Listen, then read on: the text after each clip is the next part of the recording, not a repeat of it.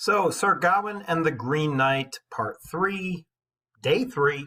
We're moving in on that final day of Part 3, in which Sir Gawain is facing temptation at the hands of the Lord's wife, who keeps coming into his room every day to try and seduce him. The first day, we had a hunting scene that was a deer. The second day, we had a hunting scene that was a boar. The deer was traditional, and Gawain was innocent like a deer and was sort of trapped by the woman, but she didn't push things very far, and he was able to retain his courtesy and do everything perfectly. He got one kiss from her. He gave it back to the Lord. Day 2, a boar was aggressive and symbolic of rudeness. The lady's very aggressive with Gawain. The only way that he's able to defeat her is by being rude. On the day the Lord was hunting a boar, Gawain called the lady up. I'm just going to leave that blank. But this clearly, sets up a pattern. We've looked at the pattern. We've talked about it. I'm not going to go over it again to bore you. But day 2, we ended with this Gawain slept peaceful and quiet, but the Lord dressed early. He had tricks to try thing. We looked at foxes. Traditional English hunt is the fox hunt. Foxes are well known to be sly or crafty, also to be thieves. And so we're going to look at this final scene and analyze it. I asked you to think about who's going to be sly and crafty, who's going to be a thief, and maybe try and predict what's going to happen here. But let's look at the hunting scene and see what we can glean from that before we jump into sort of the main event, the bedroom scene, and Gawain. And remember that this is the last day of Gawain's life. Tomorrow he's got to go face the axe and die. How would you behave with the most beautiful woman in the world on the last day of your life? Can you do as well as Gawain, or how is Gawain going to do? Let's see how it works. What's being stolen here? Anyway, where was I? He and his men heard mass, we're here on line 1690, gulped a morsel, then sought their horses in that sweet morning air. All of the huntsmen sat ready mounted in front of the hall. The world was beautiful, hung with frost, and the huge red sun rose through the clouds and came white and gleaming to the sky. Remember we talked about this weird progression that we've got in these 3 days? Day 1, the leaves are all on the trees, and it's this deer hunt in sort of a beautiful fall landscape. Day 2, the leaves have all fallen from the trees, and we're hunting a boar in this late fall landscape. Now everything's covered with frost, and so it's really the verge of winter. So Gawain dying tomorrow, you can see the sort of progression as it goes through. Let's see. They unleashed their hounds, and rocky hillsides rang with their horns. The fox's trail was found, and they followed it close to the ground, keeping it warm. A beagle bayed, the huntsman hallooed him, and the rest of the dogs rushed where he'd called, a snorting pack running in the fox's footsteps. As he ran in front of them, they found him, saw him, and ran as fast as they could, crying his fate with fierce yelps. While he dodged and doubled about in the bushes and thorns, stopping by hedges to listen, and he leaped a fence by a little ditch and crawled across a bit of marsh, hoping the hounds would miss him. And suddenly, before he could stop, he found that three of the snarling greyhounds had leaped for his throat. He swerved in his tracks, ran swiftly back where he'd come. Loaded with grief, he raced to the woods. Now, the fox is loaded with grief. I think that's an interesting thing. He's being chased by hounds. What do the hounds represent? They can't seem to catch this fox. It's too smart for them. How good it was to hear those greyhounds gathered around him, ringing him in. The curses they called on his head clattered as if the cliffs had fallen. A man would find him, shout, and snarling tongues would follow his feet across the forest. They labeled him thief. I think that's interesting. It's in quotations here. They labeled the fox thief. Threatened his life, and he could not hesitate. The hounds ran fast. If he left the wood, they were waiting, but he knew how to hide and ran in, swift and clever. And in fact, he led them by the heels. The Lord and his men passed midday, dodging in the hills. So the Lord can't seem to catch this fox. It keeps getting away. What does that mean symbolically? What are we getting from that? He's been called a thief. There we got curses being called on his head. Grief, interesting sort of words to preview what's coming. Let's see. While gracious Gawain slept at peace in those noble curtains on that cold morning, but the lady, for love, refused herself sleep. Not expecting to fail, her purpose firm, she rose from her bed and quickly went to him, wrapped to her feet in a gay mantle furred with perfect blended skins, and her hair held in a jeweled net, set with stones by the dozen. Her beautiful face and throat were carefully bare. Note the description of her appearance here. Her dress cut low in front and back. She came to his room, closed the door behind her, opened the window, and called him awake, laughing and scolding with cheerful words. Now, before we get to the words, let's look at her actions. She dresses for success today. She does not expect to fail. It says that. And she's got a low-cut dress in front and in back, showing herself off. She's got this jeweled hairnet, which we picture hairnets with lunch ladies or whatever now, and we're like, but back then they were an accessory. They were made out of really fine gold, and they had these jewels in them and sparkled in the sun. But it's a cold morning, right? We've established that. She goes into Gawain's room and opens the window. Why? She's starting out crafty. Gawain's a chivalrous guy, of course. She's wearing a low-cut dress. His room is freezing cold. What's he got to do? Right? So you can sort of see how she's already being crafty like a fox. But you laughed him awake with cheerful words. Oh, how can you sleep when the morning's so clear? He was deep in a miserable dream. But that speech he heard, he'd been mumbling and tossing, lost in a nightmare like a man deeply troubled in mind, remembering how fate was scheduled to come to him tomorrow at the Green Chapel, with the Green Man's stroke, and he could not fight.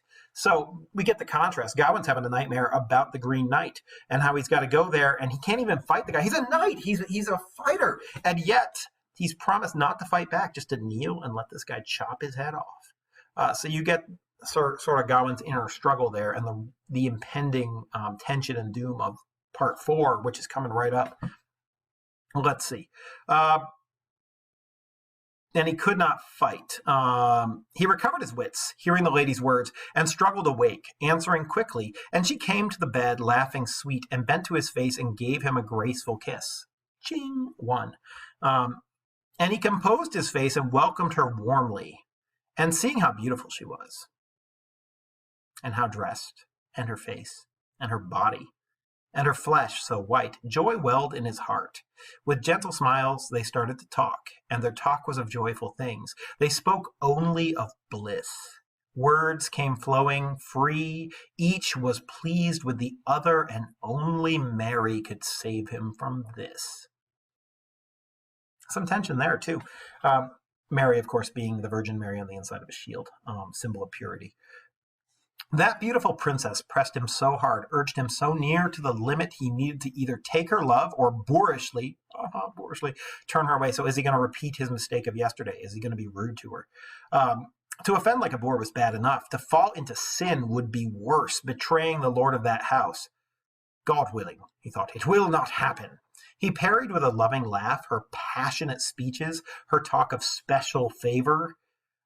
She told him, shame is all you deserve, refusing to love a lady who lies beside you. Hold up, she's lying beside him, right? Like she made the room cold so that she'd be cold, and he'd have to invite her basically into his bed so that she wouldn't be freezing.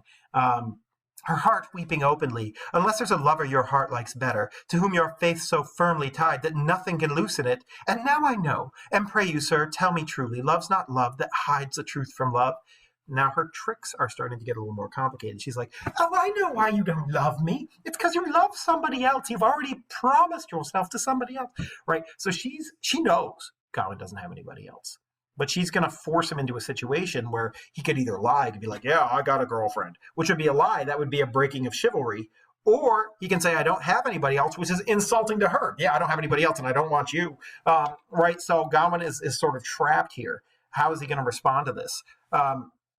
He said, my good St. John, and smiled to prove his claim. I've none, and none will have for now. And he's like, yeah, I don't have a girlfriend, but it's not a good time for me. I've got this Green Knight thing, and it's, so it's sort of like, it's just a bad timing issue.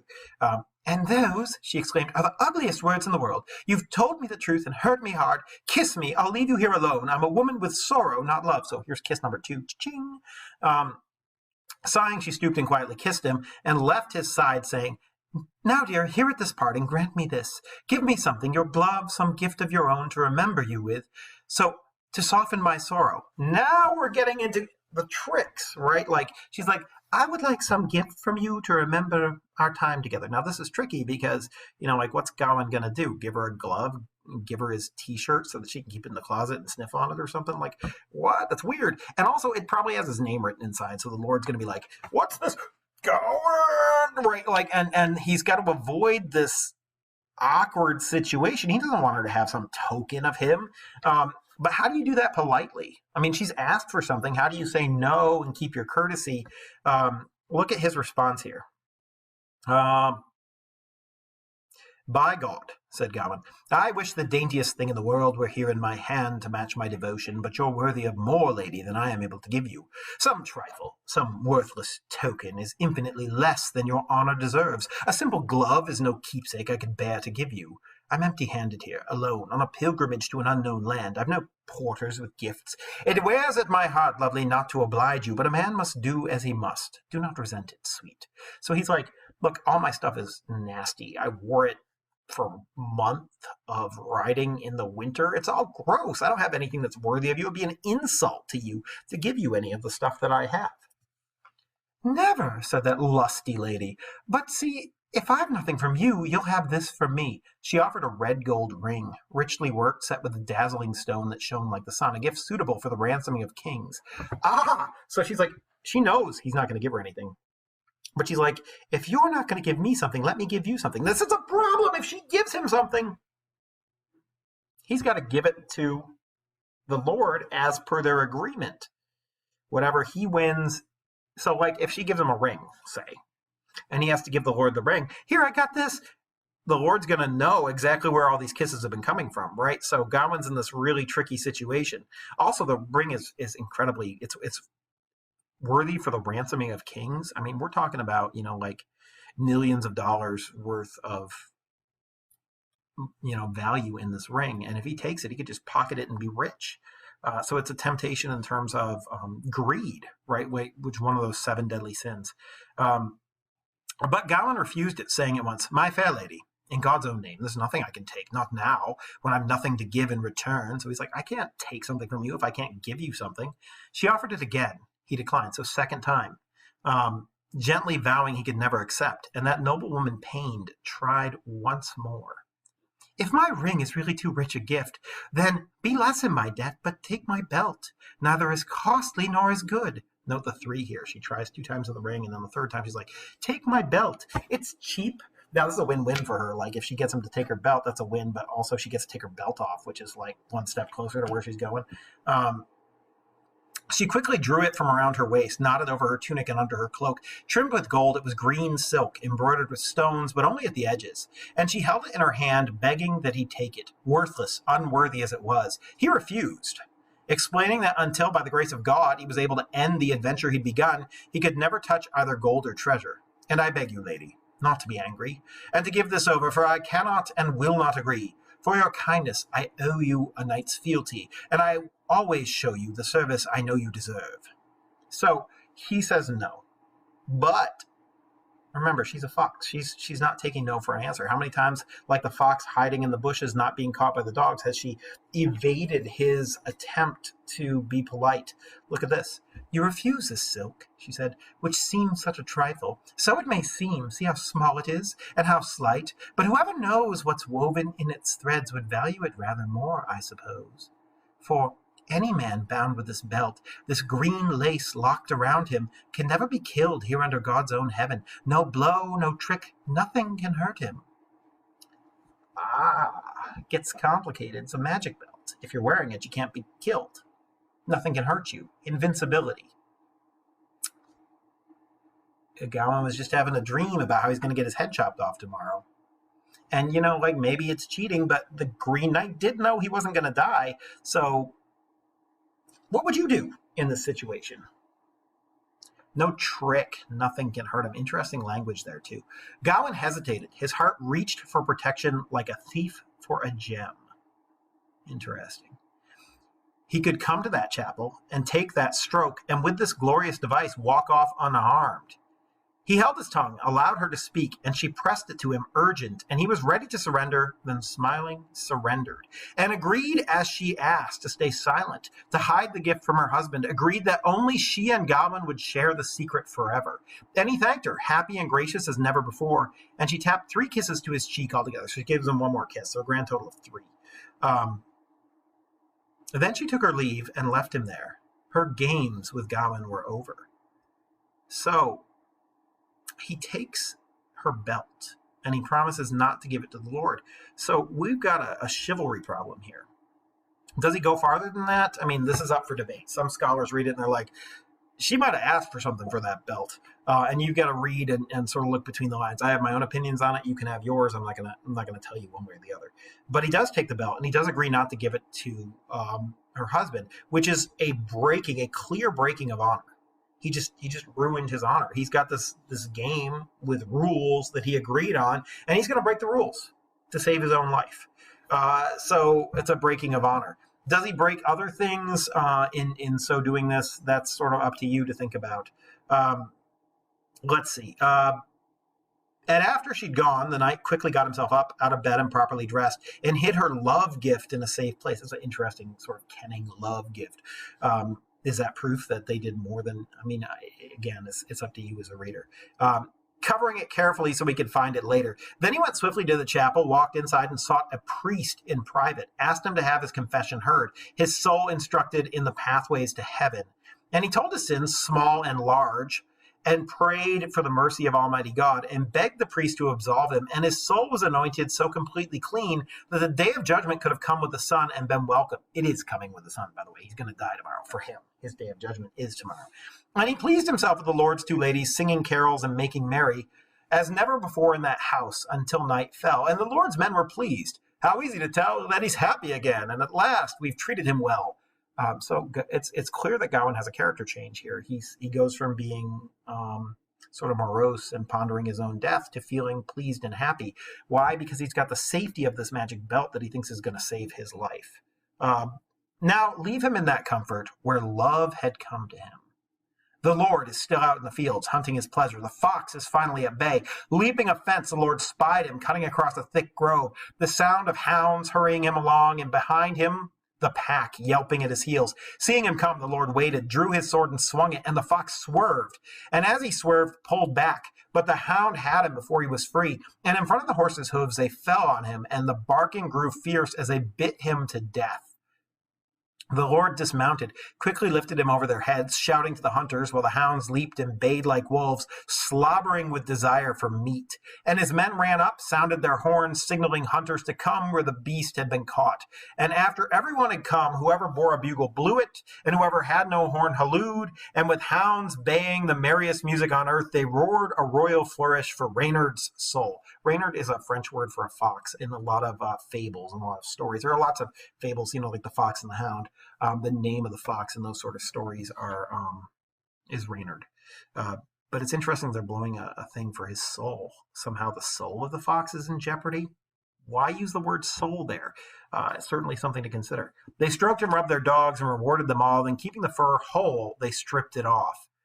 So what is the prize this time? The animal was not cleanly killed. The boar was cleanly killed with one swing of the sword. The Lord tries to swing at this boar and fails. And the boar is ripped to shreds, if you will, by the dog. So this fox's hide is all full of holes and covered with dog slobber. It's a much different prize from the prizes of the earlier days. We've talked about this third scene in the hunting temptation scenes being sort of a way for us to symbolically judge how Gawain did. And if the prize in this case is so damaged, maybe that represents his chivalry.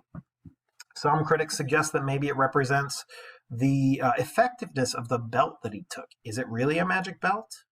Do you believe that? Things to think about. Then they turned home in the twilight glow, sounding their horns as they rode. And at last the Lord arrived at his beloved home, where a fire was burning and Gawain was seated beside it, waiting, smiling, and at ease, happy at the sport he'd had with the ladies. His rich blue mantle reached to the ground. His jacket was lined with lovely soft fur, like the hood that hung across his shoulders, both of them bright with ermine. And Gawain met the Lord in the middle of his hall with his men around him and greeted him graciously. First, let me keep our agreement made last night and sealed in such flowing wine. He threw his arms around his host and kissed him 3 times, 3 vigorous kisses. By Christ, said the Lord, getting these goods must be merry hunting if the price is right. Right, but hold up, this is a different order. Up until this point, through all of these, Gawain went second and the Lord went first. The Lord comes in and Gawain walks right up to him and is like, I've kept my bargain. Let me. So he's lying. He's lying clearly. And I think it comes across that he feels guilty enough to sort of change the order of what's going on. Also, to give him vigorous kisses. It's like he's trying to make up for the fact that he's lying by like doubling down on the amount of passion in these kisses or something like that. Who cares about cost? Said Gawain quickly. What I've owed you, I've paid you here in the open. That's a lie. And I, the Lord replied, pay you less, for in all this long day's hunting, this miserable fox's skin is my prize. May the devil earn as much. May the devil earn as much. And 3 such kisses as you gave me are better than a dozen bedraggled hides. Enough, said Gawain. By God, I thank you for the fruit of your ride. And the hunt and the hard chase were described. And they sang and were sung to and ate as they liked. The Lord and Gawain drank to the ladies, and the ladies laughed, and jests were exchanged, enjoying themselves as much as men can, except in halls neither sane nor sober. Everyone joked, knights and nobles and their lord, till the time for parting, and they finally rose and made their way to bed. And Gawain took humble leave of the Lord, a courtly farewell of grateful words. For this marvelous visit I've had in your house, your Christmas grace to me, may God repay you. Enroll me forever as one of your knights. Tomorrow, as you know, I must ride on my way. Assign me, please, the guide you promised to show me to that green chapel, where God has decreed that New Year's Day I must meet my fate. By my faith, swore the Lord, you'll find me ready to give you everything I agreed to.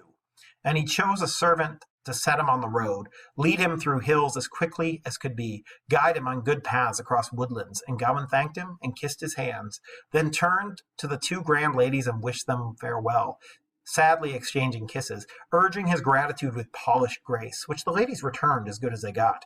With sorrowful sighs commending him to Christ, and courteous to all, he left them all, thanking every man he met for his kindness, the particular pains he'd taken serving Gawain as his lord's guest. And every man regretted his going, almost convinced they'd relished his honor all their lives. Then they led him to his room and brought him to his bed, where rest waited. But whether he slept or not, I dare not say. He could have remembered many things. Yet, let him lie as he will, his adventure ringing in his ears. Sit still a moment more, and I'll sing it. Into part 3. How's Gawain's chivalry looking? Let's talk about that. I'm going to jump over to the PowerPoint for a second, and we'll finish this chapter out. So back to our hunting temptation scenes chart here. Day 3, the Lord had tricks to try. We got a thief and we got tricky and sly. Clearly the lady's tricky and sly and Gawain is the thief.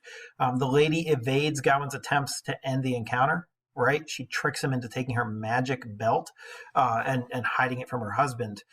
Gawain steals the belt, breaking his bargain, and all they exchange 3 kisses. When you look at the analysis of that, the fox is killed by the dog and its hide is ruined. It's a miserable prize. May the devil earn as much, right? This may represent Gawain's ruined chivalry, or maybe the value of the belt, which is theoretically, magic, but maybe isn't. Gawain gives the Lord 3 kisses, but he lies about the belt, which leads us to sort of question Gawain's code of chivalry. So let's do a quick analysis of Gawain's code of chivalry at this point, and how that's been going for him. So day 1, deer. Day 2, boar. Day 3, fox. And Gawain's code of chivalry. So faith. Does he ever break his faith? Does he ever, break with the 10 commandments or break with God? I guess it's up to your interpretation of whether he and the lady committed adultery or not. It seems to me like there's no clear evidence that he ever broke his faith. His honor is definitely broken at this point, though. He breaks his word to the Lord. He lies about the game. Also, part of honor is courage, which this has been a test of. Is Gawain courageous enough to give his life for his code of chivalry? And at this point, it seems like the answer was yes. He went on this quest. He's still trying to find the Green Knight to hold up his end of the bargain. But in secret, he's afraid to die, and he takes the belt to protect himself. And so fear trumps courage in this particular instance. So his honor is shattered on this 3rd day. And finally, courtesy. On day 2, recall, he rejected the lady's advances and he insulted her. And so he's broken his courtesy as well. Also in private. In public, he still seems like a perfect knight. But in private, in that chamber, He's failed his code. He's failed himself 2 different ways. Humility, has he ever talked about how great he is? I don't think he has. I think his humility is still pretty much intact. And his purity, again, it depends on whether you think he committed adultery or not. But we don't have any direct evidence, aside from maybe he hid her love gift and then he confessed his sins, big, small, and large. Like if you interpret that in a particular way, you might be able to say maybe they did. But I don't think there's any direct evidence for it. So that's the end of part 3. And it's a really interesting series of scenes when you can look at how those 3 days are set up in 3 parts and what the 3 parts mean. It's one of the things that makes a story so famous. And remember that this is an allegory for the human life cycle, and the 3rd part sort of represents age and coming to terms with your own mortality and knowing that eventually you're going to die. It's a part of your life where you're mature and you're making your own decisions. Remember, part 2, you're growing to maturity and you're living in your parents' house, and so this is the part where Gawain is on his own, making his own decisions, and these decisions have repercussions on his future in heaven or hell, and how he both perceives himself, how other people perceive him. And they're all things that we should think about, and that the author is trying to give us more questions than answers. I think good literature always gives you more questions than answers, because it's through the questions and applying the questions to ourselves that we grow sort of emotionally and learn things. And hopefully you've done so during this chapter. All right, I'm going to shut this video off and call this one done. We'll move on to part 4 next time. Thanks. If I can find my mouse. There it is.